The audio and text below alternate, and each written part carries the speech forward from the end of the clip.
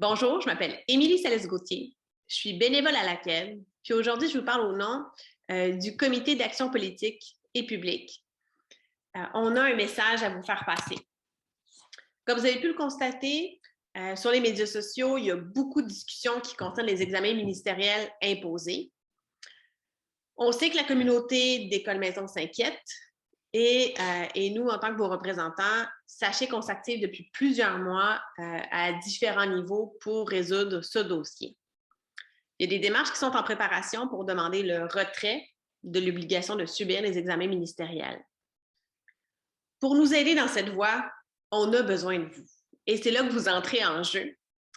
On a besoin de faire du bruit, puis il faut que le message soit fort et clair de la part des parents éducateurs. On se demande au niveau du ministère parfois, est-ce que c'est juste la CAID qui parle? Est-ce que c'est juste les représentants? Ou est-ce que vraiment les familles sont d'accord? Est-ce que c'est ce que les familles souhaitent? Est-ce que c'est le message des familles? Donc, vous avez besoin aujourd'hui de prendre votre papier puis votre crayon puis de dire à l'ADEME, au ministère, peut-être à votre CSS et on espère aussi à la protectrice du citoyen. Vous avez besoin de leur dire que oui, vous nous soutenez. Que vous trouvez aussi que les examens ministériels, la passation à l'heure actuelle, comment ça fonctionne, que ce n'est pas ce que vous cherchez, que ça ne correspond pas à vos attentes, que peut-être même que vous ne voyez pas l'utilité des examens ministériels pour vos enfants. Je ne connais pas votre contexte d'apprentissage, comment ça se passe chez vous, mais si vos enfants ne sont pas en sanction, aujourd'hui, l'obligation qui commence cette année, c'est que les enfants de 4e, 6e année, 2e année du secondaire sont aussi dans l'obligation de faire les examens ministériels, plus les enfants de 4e secondaire et de 5e secondaire qui, eux, ces examens ministériels-là vont compter pour la sanction des études.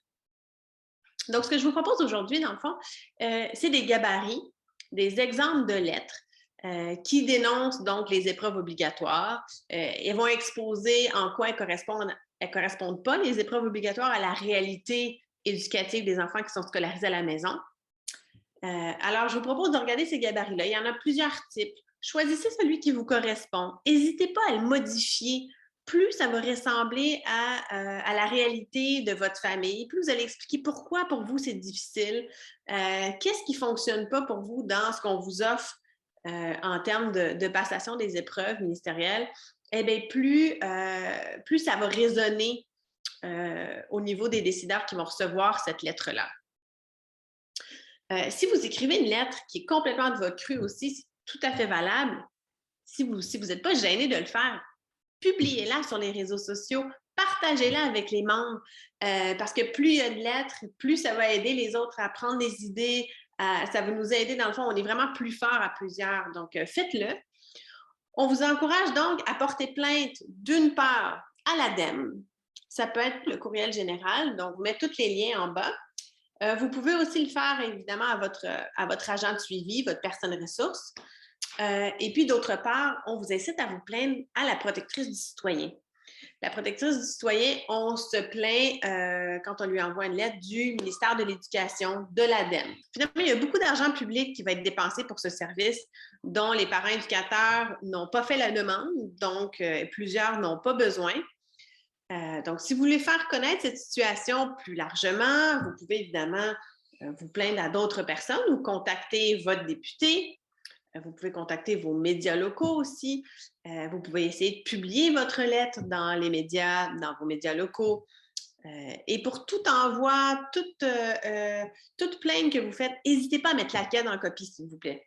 L'adresse de la CAID qu'on a créée pour ça, c'est plainte au pluriel @acad.qc.ca afin qu'on puisse suivre un petit peu ce qui se passe, qu'on ait une bonne idée de combien de plaintes ont été déposées. Vraiment, tout le monde, merci beaucoup pour votre appui.